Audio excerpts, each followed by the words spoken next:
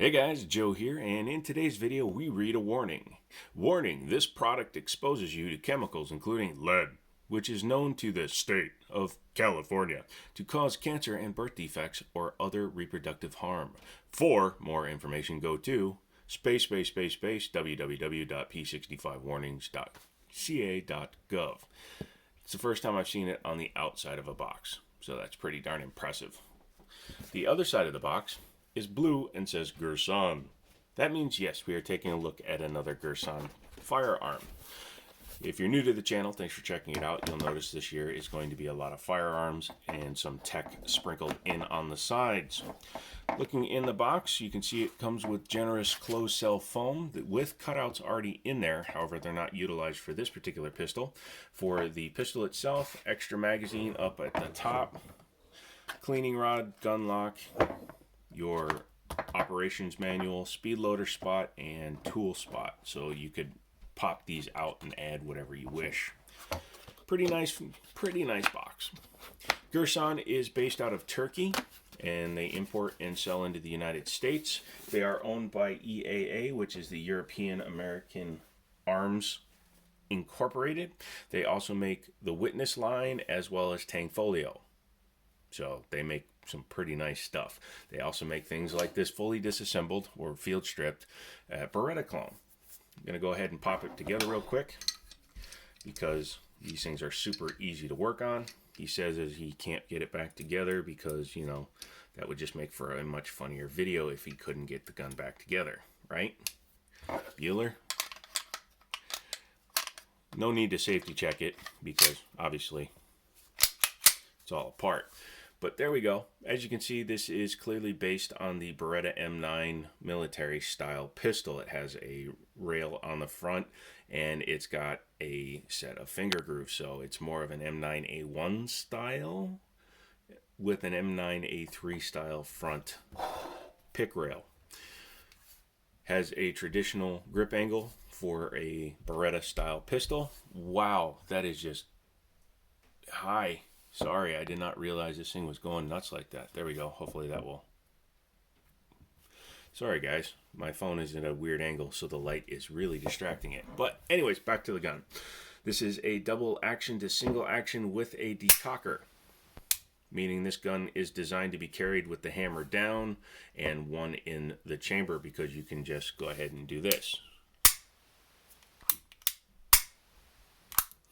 If the gun was loaded and a round chambered, the gun would then reset to single action mode, which as you can see is a much shorter, much lighter pull. So that is a double two single action. Now, there are some out there that are just DASA where it doesn't have a decocker. In that case, then you would just leave it in single action mode after you rack the slide. This gun is designed to rack the slide, chamber around, and then decock it. Comes with one Mekgar magazine. Looks to be Beretta standard. Not 100% sure if they interchange or not. It does have the cuts up here, but does not have the heel cuts. So I know for a fact this won't work in a first generation heel release Beretta. Otherwise, all the componentry and the layout is Beretta specific. The location of the safety decocker is in the same place as a Beretta versus the PT92, which is frame mounted. The takedown is exactly the same. The slide release and the mag release are all in identical positions. However, they are slightly enlarged on this FDE MC version. So you can easily hit that. You can easily hit that. The pick rail on the front looks to be 1913 standard, but there is a little bit of a curve to it. So it looks like it's getting closer to the SIG style front pick rail. I don't have any handgun specific pick rail accessories to try, but it should take your standard accessories. Doesn't say anything about it in the manual taking specific Girsan equipment. Now, when Girsan first produced this pistol, they manufactured it with a polymer frame. Now this is an all-metal gun. It's got a nice heft to it, but it's not overly heavy. It's probably within a couple ounces of a Beretta. It weighs in at about 29.5 ounces dry. Goes up to about 34 ounces when it's loaded. As you can see, it has the Beretta's open top. So the barrel is pretty much always exposed, which is pretty cool. And I like the fact that they went with the black barrel and black accents on the FDE. Some guns will color match on their FDEs and they look a little bit crazy. Has removable panels. I haven't tried putting Beretta panels on it, but it does look like they are shaped the exact same way. And just like a Beretta, it has an external trigger bar. It is what it is. Generous undercut coming here into the grip and 3 finger grooves. Fits pretty well. The front of the trigger guard is curved. I believe the M9A3 has a flat front. Correct me in the comments if I'm wrong. I did a review on one, but that was months ago. This still should allow for a pretty decent sized accessory because of how long the rail itself is. Trigger obviously being trigger bar activated. Has a okay feel to it. It's better than a striker fired, but it's not 1911 smooth. The pull in single action is probably 4.5 pounds. In double action, it's closing in on 10. But that's okay because you want that. Typically, you would load the gun, rack in your round, and then you would decock the pistol. And that engages the safety at the same time. There are some models of Beretta where that would spring back up. Not sure if the spring kit would work on the Girsan. Let me know if you've done it in the comments. But you would normally, if you want to carry it ready to go, you'd flick the safety into the up position and carry it in double action mode. Being nice and heavy, you have to do quite a pull to engage it.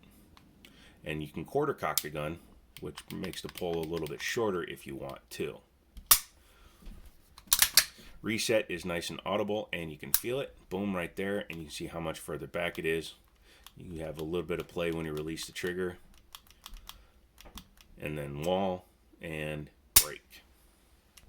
So that's the outside of it. Let's go ahead and take a look at the inside of it. Obviously, I showed you it was empty when I took it and put it back together before I started the video.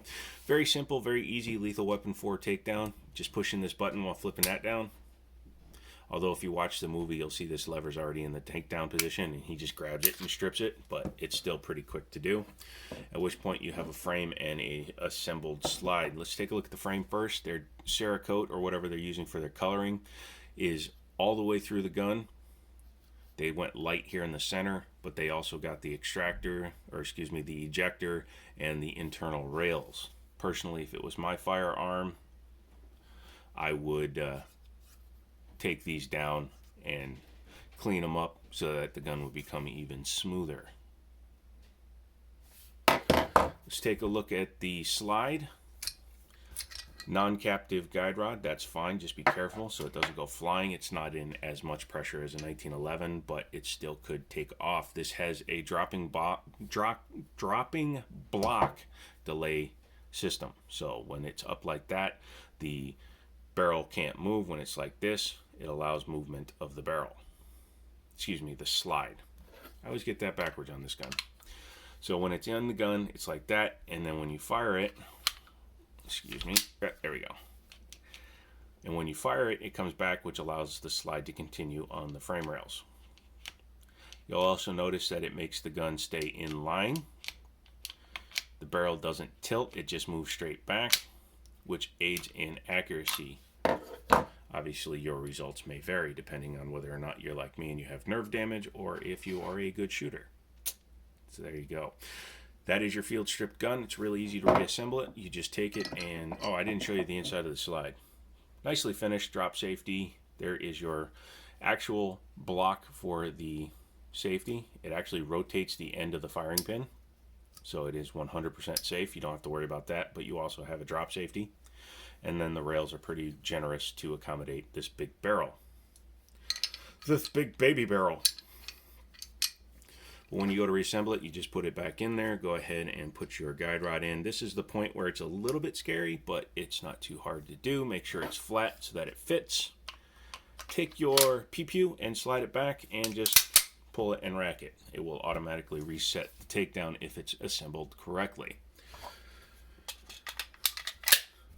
Yeah, it's a pretty cool pistol. I like it. I might actually be buying it to replace my Diamondback. If you contact the store now, you might be able to get it before I do, and then you could have a pretty cool addition to your gun collection. Liberty Arms, Google them. They're in Harrisonburg, Virginia. Tell them that you saw it on the Jiminy Show and you'd like to purchase this firearm. They'll take care of you. They're decent people. And just get yourself something now before laws change and you can't. This is Joe. This has been the Jiminy Show. Thanks for coming and checking it out. Don't forget to give me a thumbs up, a comment down below, and a subscription if you aren't subscribed. Subscribe to your friends. It's a funny thing to do. And as always, I'll talk to you later.